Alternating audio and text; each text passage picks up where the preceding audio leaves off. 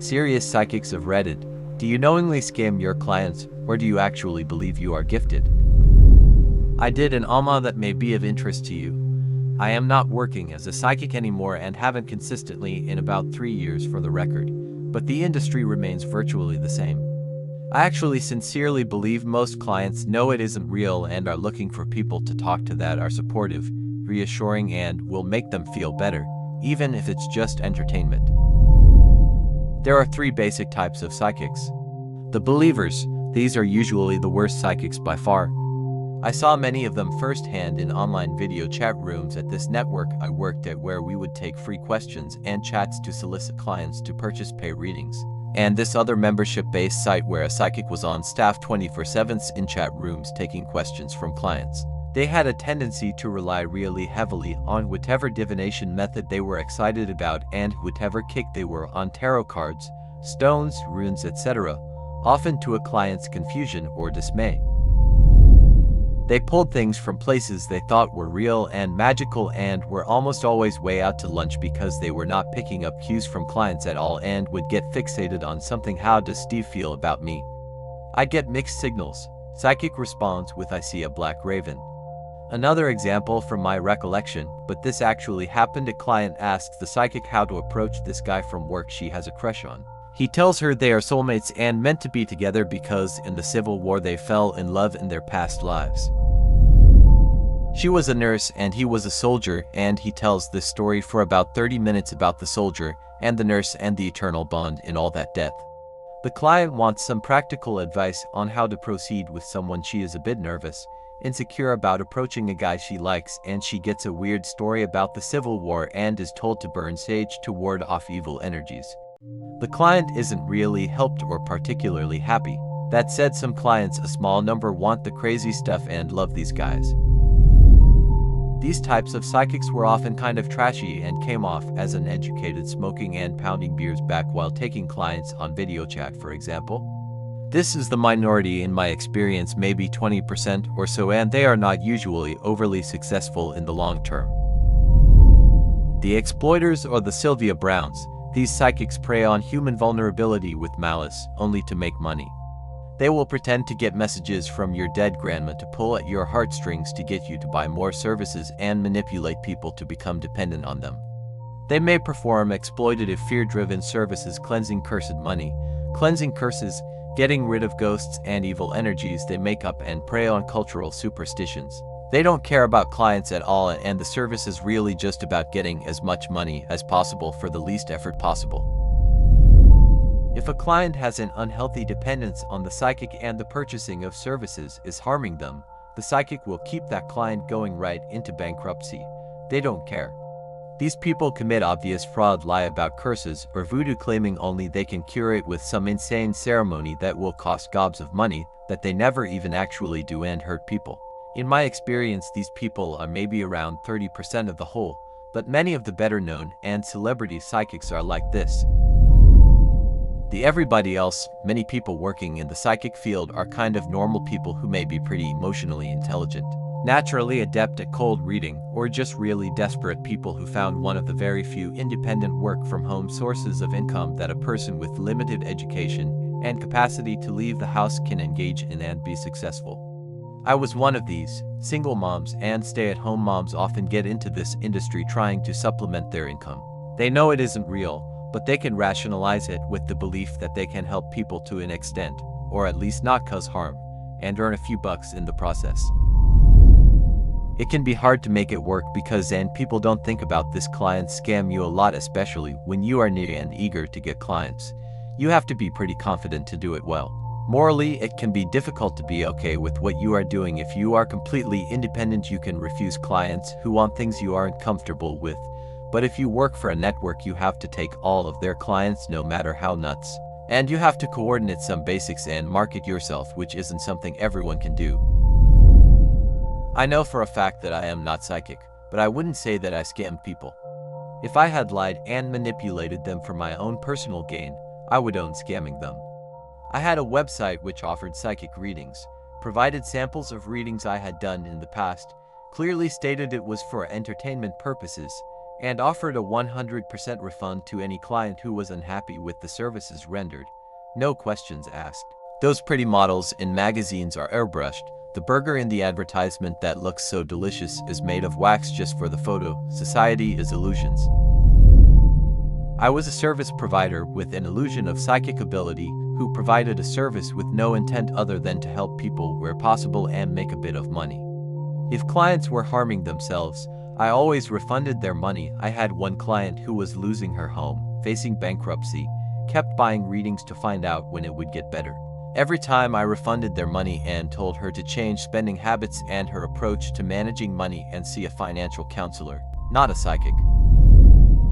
I don't see saying I am psychic when I am not, as a scam paresi, but more of a performance, like a clown at birthday parties or a stripper who pretends to be into you. Both of those service providers are normal people with jobs who perform. I feel like I performed. I kept my work pretty classy and believable, no sad stuff talking to dead people, exploiting poor people, or preying on superstition or fears, and it was mostly people seeking advice or support for love and relationship issues, insecurities, conflict at work, reassurance for choices they had to make. The kinds of things I would say in my readings were eerily similar to conversations with my friends or family when they seek advice, only instead of I think I would say things like I sense or I am feeling that, which are also true statements. Cold reading is insanely easy if you are typically good with people. My mom is a psychic. I've been meaning to tell this story for a long time, but I've never had a place for it. She firmly, 100% believes in what she's doing, and to be perfectly honest, I don't know whether there is any validity to it. She's been on television, she's aided in missing persons investigations, and she's founded her own Missing Persons Foundation to help with churches with boots on the ground and spreading awareness and such. She is an incredibly good, hard-working, honest and kind-hearted woman. She does what she does purely out of the desire to help people. She does readings and teaches classes to make a living barely enough to scrape by, and she volunteers a lot of her time to organizing searches and the like. She also studies remote viewing under some pretty intense tutelage. Google that shit if you've never heard of it, real or not, it's pretty cool. To be honest, I couldn't tell you whether or not I believe it's real. I lament the possibility that she's been living her whole life as a lie, but I must also admit its existence. That being said, she's gotten many kind words from many people in terms of her abilities, and she's also done some incredibly impressive things with them that are not so easily explained away. I think my mom in particular is not a normal psychic that you hear about. She's a member of an incredibly hard-working underbelly that has methods and training and practice, and a community of instructors and semi-scientific supporters who don't sit around, but really want to help others.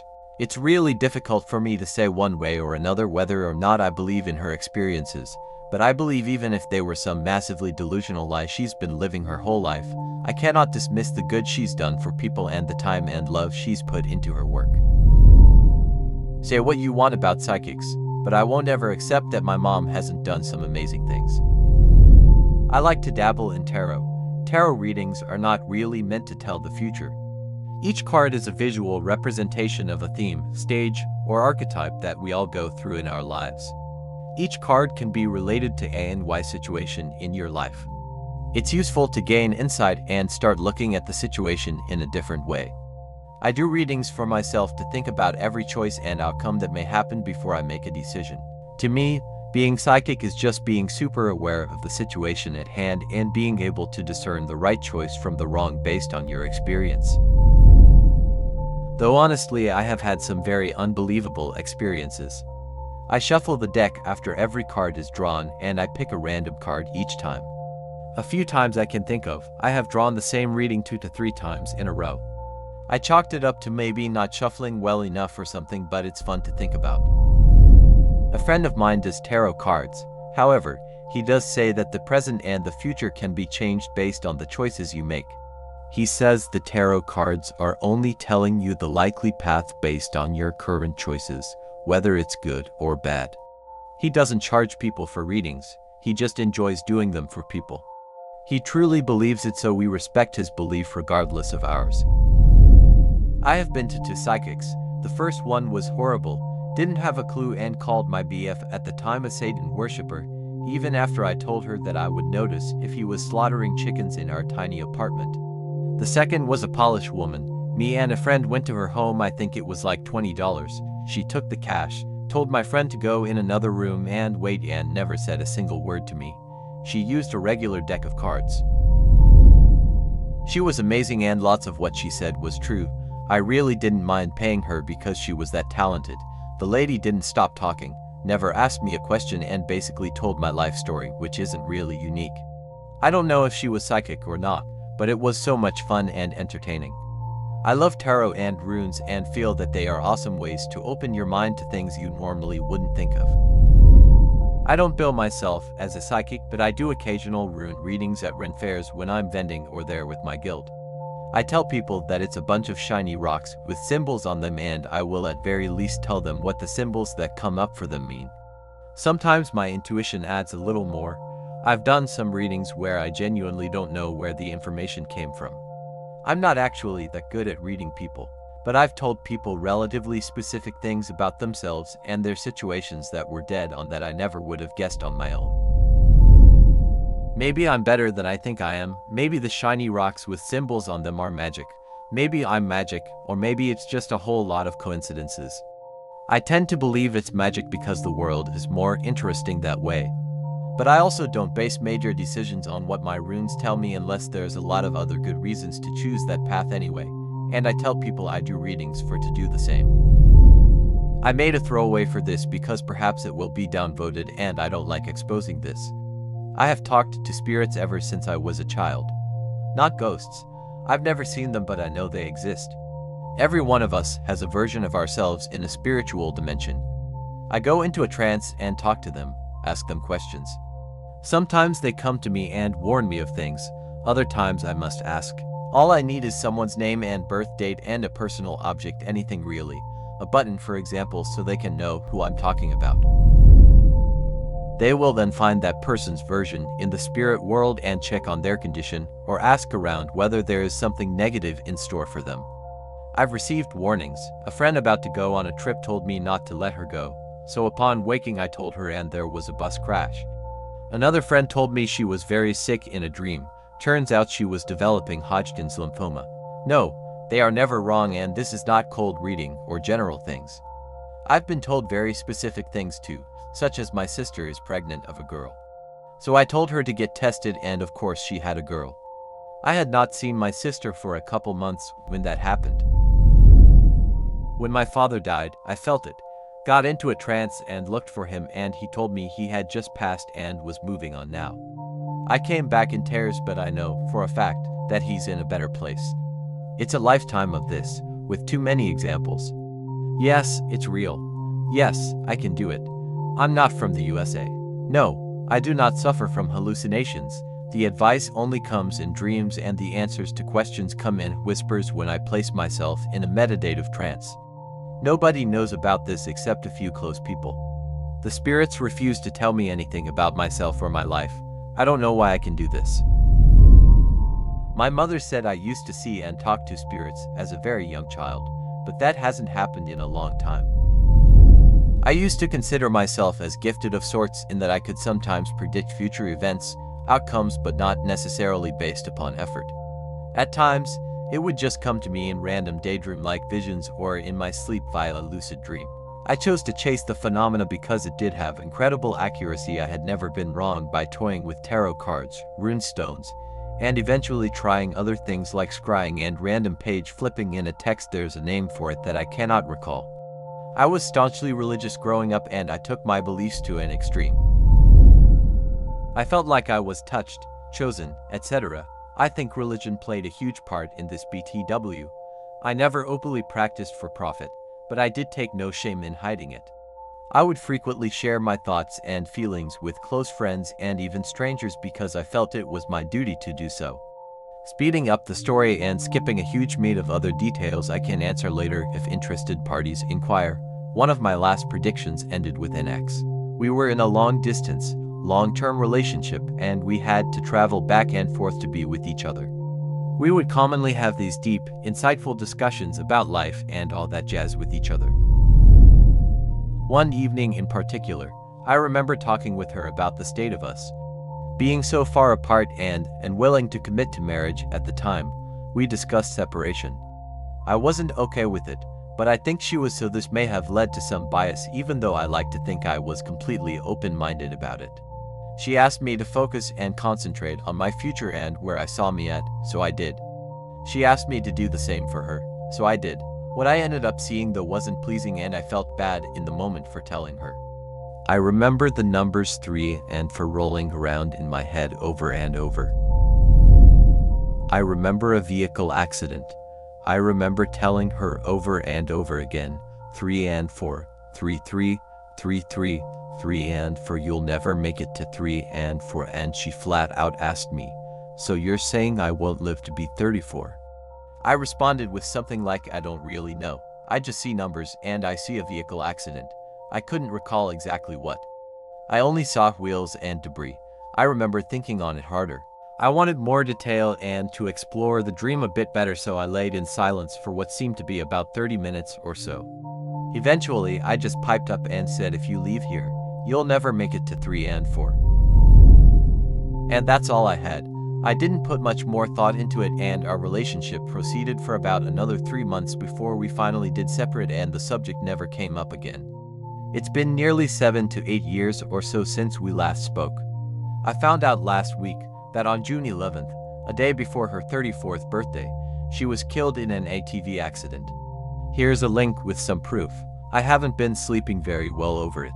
About the same time we split up, I put the whole religious and New Age bullshit behind me. I didn't want anything to do with it anymore because I felt like it was to blame for some of the things that went wrong in my life. I've since become an atheist, and I'm fairly more biased to her on the side of logic nowadays than intuition. But now I feel like I've made a grave error, and I'm second-guessing myself once again. I know that one thing is for sure, I've never been able to change the outcome of anything I predicted. So, I'm trying to find some solace in that regard. Thanks for watching. If you liked the video, please like and subscribe to the channel and share your similar stories in the comments. See you soon.